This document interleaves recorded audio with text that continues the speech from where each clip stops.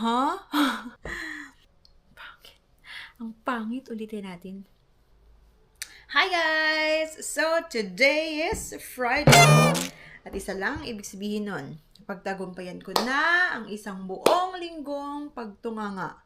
Pagulong-gulong sa higaan, panood-nood ng videos. Isang linggo na since natapos ang first semester ng academic year 114. Or sa Pilipinas ay ang school year 2025-2026. So, dito kasi ay academic year. Trivia, dito sa Taiwan, yung year nila hindi 2026. It is 114 and then 115 ganon. So, it represents the number of years na nagkaroon sila ng sariling republika. Charing, republika pa tawag dun? Bayan kasi kukuha lang ng trivia, kulang-kulang pa. Basta yung na-establish nila ang kanilang kalayaan. Mali. Mali yun. Walang ganon. Mali yun. Or pagkakaroon nila ng sarili nilang government apart from China. Pero still, ROC pa rin sila. Under pa rin silang Republic of China. Kaya yung address nila ay Taiwan ROC, Republic of China. At yun lang naman ay mga nakakwento sa akin ng aking local partner teacher. Hi teacher, if you're watching, thank you for the information. So ayun na nga, mabalik tayo. Dahil tapos na, actually, winter vacation na ngayon. And yung ibang mga foreign English teachers, they are already conducting their winter camp. And today is their last day. And ako, unfortunately, next week mag-start yung aking winter camp. Kaya nandito pa ako sa Taiwan. Next week pa ako uuwi. Pero, bago ako mag-winter camp, sasagot muna tayo sa ilang mga questions na paulit-ulit ko nang nare-receive. So, first question. Saan mas mahirap? Sa DepEd or dito sa Taiwan? Wala naman yatang madali. Parehas lang silang mahirap, actually. Iba lang yung hirap sa DepEd, iba yung hirap dito. Kung papipiliin ako, nahirapan din naman ako sa DepEd. And nahirapan din ako dito. Actually, parang mas mahirap dito. Because, first of all, language barrier. Hindi lang sa estudyante, pati dun sa mga makakasama mo sa paaralan. I am not an English major though. I'm a science major. And yung English, kind of English na natutunan ko when I was still studying at nung ako ay naging teacher na, wala namang accent, Day. Yung makapagsalita ka lang, Day, talaga ng English, okay na yon. Pero pagdating dito, yung isang bagay na pinag-uusapan namin, na yun naman yung tinutukoy ko, hindi kayo magkaintindihan. Like, mali ba ako? Like, hindi niyo ba talaga naintindihan? Parang ganon. Example. First week ko dito, meron kaming English sentence. And dun sa sentence na yon, ano lang siya, very basic. Tatanungin mo lang kung pwede ko bang tasahan yung pencil ko in English. So, at first, ito yung sinabi ko. Yung lapis. Ang lapis ay tinatawag nating pencil. 'Di ba? Pencil yon. Huwag niyo akong lokohin. Pencil talaga yon. Simula elementary ako, hanggang nag-high school ako, hanggang nag-college ako, pencil yon. Pero Jai, hindi pala siya pencil. It's pencil. Pencil. Like, what? Kaya pala hindi kayo kaintindihan. Yun yung sinabi kong first sentence. May I sharpen my pencil? And then yung mga bata, samaysi. Sagusto sama. Timbutong. Ganun talaga yung reaction nila na parang sabi ko, ako naman, si matalino, hindi ko alam yung pencil. Ang basic lang no, pencil lang, oh. Yun naman pala, mali yung pronunciation ko. Napakagaling, napakahusay ng foreign English teacher na to. Yun yung first struggle ko. Hindi pala okay yung accent ko, kaya hindi kami nagkakaintindihan. It is not about the language, but the accent. So, kung tatanungin nyo, dapat ba may accent? It is very important. Kasi ang mga Taiwanese, they are tonal. Their language is tonal. So, for example, ma, M-A. There are 4 kinds of ma. Actually, 5. Ma, Ma, ma, ma. Magkakaiba yun. Magkakaiba yun ang ibig sabihin. Like, literally, same word. Pero, magkakaiba siya ng meaning kasi iniba-iba mo yung tono. So, kapag nagbitaw ka ng pencil, tsaka pencil, that's different things. Two different things. Kaya, nalito sila at first. Ano yung sinasabi ni teacher? So, sino ngayon? So, sino ngayon yung hindi nakakaintindi? Hindi ako na. Ako na yun. So, from then on, every time na may sasabihin ako, lagi kong kinoconsult ang Merriam Dictionary. Isa pa, may nakita ako, may niregalo sa akin. One time, may niregalo sa akin. Ang laki noong suha. Ang laki ng suha, nilagay siya sa ibabaw ng table ko. Pagdating ko, very amazing, you know, it is so big, it is very amazing. I was very amazed kasi ang laki talaga nung suha, Jai. Parang mas malaki mukha ko. Jai, mas malaki pa talaga sa mukha ko. Nandun yung local partner teacher ko. Sabi ko, Sandali yung suha! ayun, ganun. Sabi niya, ha? Ano? Again?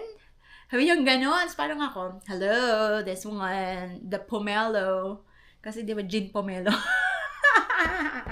Ano na pinag-aaral ng high school kung saan nagpupunta. Ayan. Iba yung natutunan. Ate ko, hindi pala siya ganun. It's pomelo. Pomelo.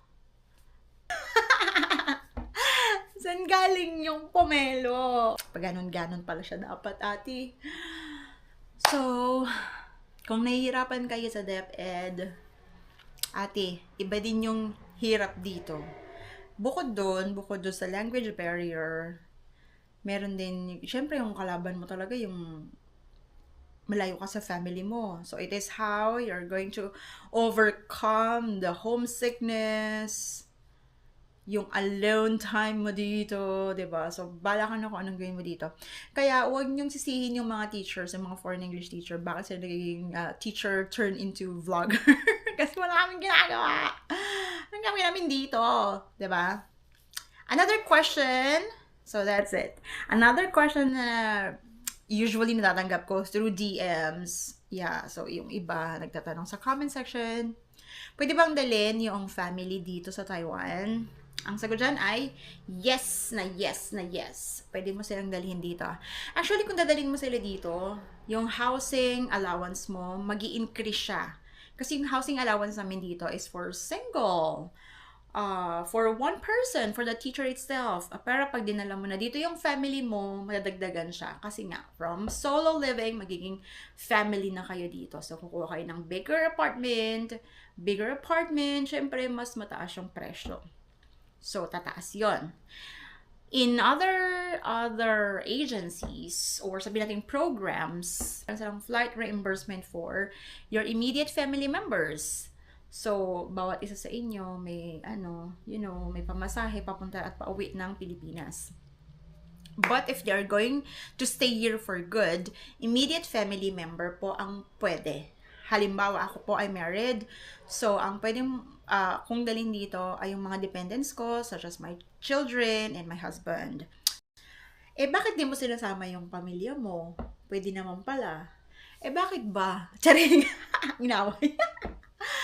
Hindi. Okay, so pagdating doon sa anak, halimbawa, sa anak muna tayo. My older son is grade 4, mag-grade 5 siya, this next school year. So actually, at first, gusto ko siyang dalhin dito. Like, all the equipments na meron yung school. Biruin mo, every student, may iPad. Tapos, yung board namin, electronic, touchscreen. Tapos, yung facilities ng school talaga namang public school. I am teaching in a public school. Yung playground nila, nakaka-enjoy. What I mean, yung playground nila. And higit sa lahat, yung pinaka nagustuhan ko is, after every class, ay meron 10 minutes break. So, nakakapaglaro yung mga bata, nawawala yung stress nila, na-release nila. Unlike sa atin, di ba, sa Pilipinas, parang, okay? For example, 7 to 8, and then 8 to 9, 9 to 10, 9 10 to 10:15 break time. Then 10:15, dire-diretso na siya. Ganon. So, yun yung pinaka nagustuhan ko. And then, aside from that, meron din siyang marireceive na parang supplemental class. Kasi nga, anak siya ng teacher at isa siyang foreigner. So, meron siyang supplemental class. But the thing is, I am teaching in a public school. Most of their lessons, except sa amin, nagcha-Chinese talaga sila. So, biruin mo, the contact hours from 8 o'clock to 3:30 or 3:40, lahat yun Chinese. Once a week lang ang klase namin. So, once a week, 40 minutes per week, doon lang siya makakapag-English. And then the rest is Chinese. Ako nga ako na to ako na yung teacher. Okay lang kasi nalilimit ko yung conversation in Chinese. Minsan lang, and hindi ako ganun ka-expose sa Chinese. Nung nagsimula ako, grabe, sumakit talaga yung ulo ko, as in, migraine attack. Ganun yung drama. How much more yung anak ko na all throughout the day, puro Chinese yung ma-receive niya. Though, meron nga siyang supplemental, but that would be once or twice a week. Tuloy-tuloy yung pasok ng Chinese language, so it will be very difficult for him. So, yun yung unang kinonsider ko. Pangalawa, ayaw niya. May iwan niya kasing mga friends niya. And that is right, diba? Elementary, laro-laro lang sila. Since kinder, since grade 1, magkakasama na sila. At ngayon, they are on their 4th year together. Kasi grade 4. So, no. Hindi ko siya pipilitin. Hindi na siya pipilitin. Kung ayaw niya, okay lang. Kahit maganda yung mga pwedeng i-offer sa kanya ng Taiwanese government, still, hindi ko na siya dinala dito. Hindi ko na siya pinilit. Pangalawa, bakit hindi ko dinadaling asawa ko dito? Pwede na magdala ng asawa dito. May trabaho siya sa Pilipinas. And kapag dinala ko siya dito, hindi siya pwede magtrabaho. Kasi he will be under my dependent visa. Kapag dependent, kapag under ng dependent visa, bawal siyang magtrabaho. That's illegal. Pag nagtrabaho siya, illegal yon. So, instead na kumikita siya sa Pilipinas, mawawala. 'Di ba?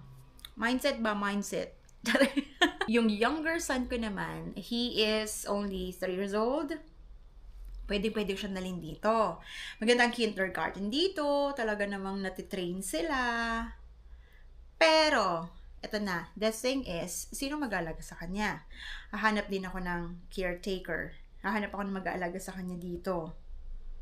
Pangalawa, mahal ang gatas. Pag dito ko siya binilan, di ba? Kesa i-convert mo sa Pilipinas. Ganon yung naiisip ko. Kapag dito ko binili, ganito yung presyo niya. What if yung presyo na to, ipadala ko sa Pilipinas, saan sila bumili? Baka 2 lata pa. 2 kilo pa yung mabiling gano'n na gatas. 'Di ba? Mindset ba? Mindset. So, ang goal ko naman dito ay makapag-ipon. So, although magkakahiwalay kami, pero focus lang sa goal. Ang makapag-ipon para soon, very, very soon, You know, hindi ko sabihin yung plano ko. Baka i-evil eye mo. Charing. So, yun, makapag-ipon and ayun na nga, makabalik sa Pilipinas for good. You know. Another question. Okay, so, paano ba mag-apply?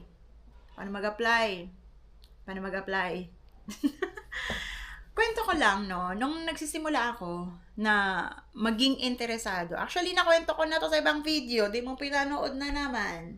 Tip para sa mga applicants.